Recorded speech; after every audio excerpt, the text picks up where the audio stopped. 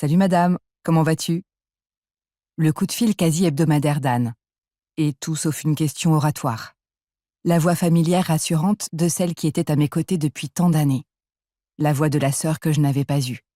À elle, je pouvais répondre que ça allait ou que ça n'allait pas, sans réfléchir. Tout va bien.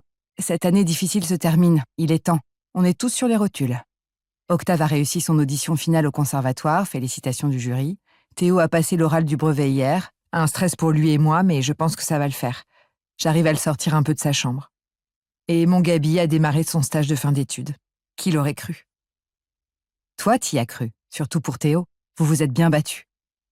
Oui, c'est pas fini. Ce n'est jamais fini. Ce ne sera jamais fini. Ma voix trembla. Je fis une pause. Anne savait. Elle n'avait pas besoin d'acquiescer.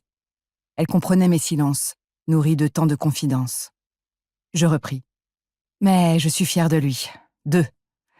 Et toi, les enfants, ta maman, Patrice? Écoute, tout le monde va bien. Tu viens toujours nous voir le week-end prochain? Il faut que je te parle de quelque chose que j'ai trouvé. Tu te souviens d'un livre de partitions de piano que tu avais offert à Patrice il y a quelques années? J'avais oublié, ou je me souvenais vaguement, oui. Un recueil de partitions à la couverture rouge qui avait appartenu à mon père. Et quand Patrice s'était mis en tête de prendre des cours de piano, j'avais eu envie de lui offrir ce livre qui me rappelait le protecteur, le confident, l'absent. Anne et Patrice faisaient partie des miens désormais, peut-être même plus intensément que ma propre famille. Témoins des heures sombres, ils étaient de l'intime. Le don du livre, une façon de leur signifier. Un objet transitionnel de la bibliothèque de mon père au salon de ses amis qui avaient joué leur partition dans le bouleversement de ma vie. Le désir de voir un peu de ma figure paternelle dans la maison qui avait été un temps mon refuge me revint soudain.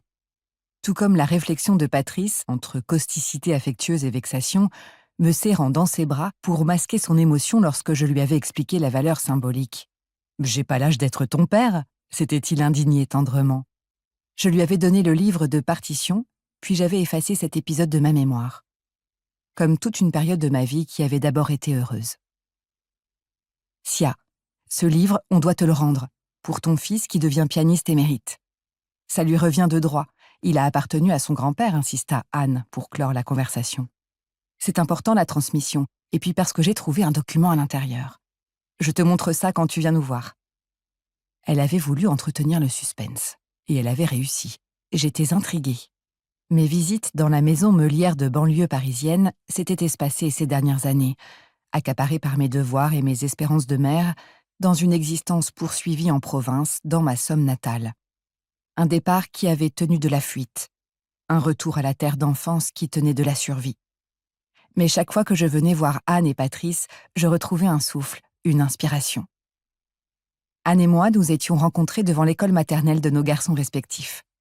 Nous nous étions connus puis rapidement reconnus. Un peu étrangères à la communauté. Une forme de déracinement induit dans une enclave où l'on gère à merveille la famille nombreuse et la carrière.